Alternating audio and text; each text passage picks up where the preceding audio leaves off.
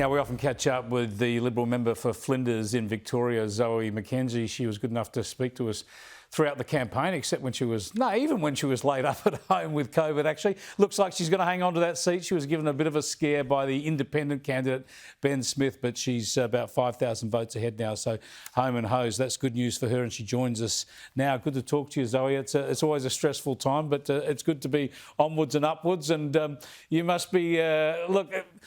I've spoken to a few of your colleagues. You know, it's a horrible sense that you got thumped and your numbers are so thinned out, but there are people of your age and experience. It's your time to shine, right? It's time for Sussan Lee to throw a few of you people onto the front bench and freshen up the team and start landing some blows. Well, thank you, Chris, and thank you for your patience indeed while we've been counting and recounting and checking and rechecking the ballots here in Flinders. I'm really optimistic about the future. Sussan and Ted have hit the ground running. They're doing a fantastic job. They've spoken to all of us as their colleagues. They've indeed spoken to those who lost their seats. You are right. We lost some extraordinary talent in this election. May I say my dear friend Keith Willihan, chief amongst them, but also really seasoned and exceptional campaigners like Michael Sukkar as well. So it's been a big blow here in Victoria. I am, however, glad to say that we have doubled the number of Liberal women in the lower house from Victoria, with myself and Mary Aldridge being elected. But there were so many other people who had put themselves forward, great candidates like Katie Allen, who did not succeed on the night. So some terrible losses, but some silver linings as well. Yeah, let's just do a little bit of navel gazing, a little bit of post-mortem, if you like. I want to show you a little bit of what Andrew Hastie had to say on Sky News this morning, and he reflected on some of the mistakes of the campaign. The truth of it is that it was released much too late. We only gave it 10 days before the election. It should have been released before the election, and we would have had a much longer time to talk about it. But these decisions were taken centrally. And that's something we're going to learn from going forward. Yeah, Andrew Hastie, the Shadow Defence Minister at the time, talking about the late release of the defence policy. Clearly he wanted to, we now know, wanted to release it earlier. What he says makes a lot of sense. Do you need to have this sort of public airing of all the mistakes, or do you keep this internal, Zoe?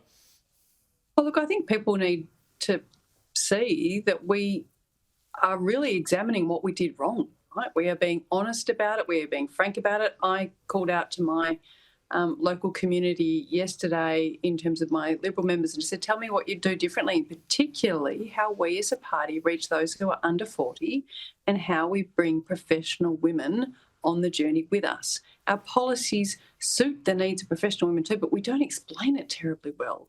The point Andrew was making about the delay of policy was really important. I have an electorate where 34% of people are over 60 years of age. They like to read what we're planning on doing. And when you put out a small business policy or an education policy or indeed a defence policy, after the time that our printed materials are done, it's virtually impossible to get the message out as to what you're putting on the table and what is a critical contribution to the choice people are going to make. So I share Andrew's frustration. I had particularly ones, a small business one, even the U-tax, so important down here. Everybody drives. Ford Rangers are everywhere. Those were really important additions to people's reflections on who's going to be best to run the country, and we just left it too late. Yeah, you can't be shy about this. You've got to talk about the mistakes, because you've got to start, as you mentioned earlier, hit the ground running. There's so much to challenge this government on from the get-go, so you can't just have all the examination private and long-term.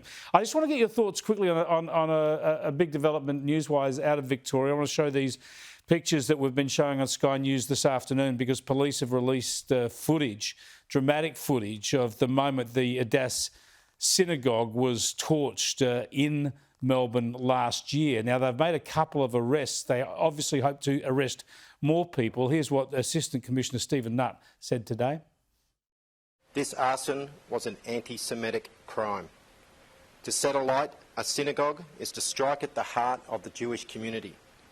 But if the purpose of this arson was to weaken the resolve of the Jewish community, my observation is it hasn't worked. And on the CCTV footage we're releasing today, you will see the opposite. cowards who cover their faces, who carry out an attack on a place of worship.